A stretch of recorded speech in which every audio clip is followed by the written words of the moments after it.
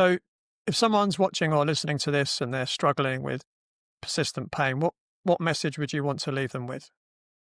One of the biggest messages when it comes to chronic pain, and we now know this through the biopsychosocial model, is that the longer someone has pain, factors outside of the initial tissue trauma play bigger roles.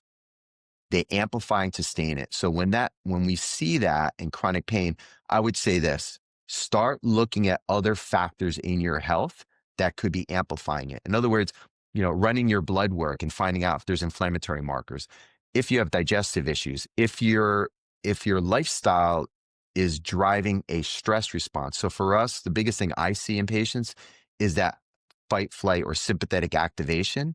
And then it becomes self-sustaining. It starts to amplify the pain. There's nothing, the injury has resolved to the level it can, but the signal itself is amplified because people don't realize that diet plays a big role in amplification of pain. So paying attention to your diet, lifestyle, exercise, nutrition, get away from the fixation of, I need to find the doctor who can find the problem in the area that I am having pain, because it may not just be here. It might be what I call the biopsychosocial model, looking at every other factor of why this is going on. And that's the way we look at it in our center.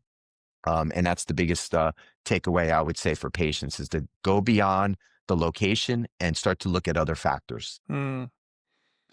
Yeah, I really like the fact that you mentioned how, food can have an effect on pain. It just so happens early next year, I'm bringing out a short course for people to identify and replace the foods that cause pain. So stay tuned, everyone, for that. Perfect. We need more of that. Yeah. Thanks for watching this video, and don't forget to like and subscribe to the channel.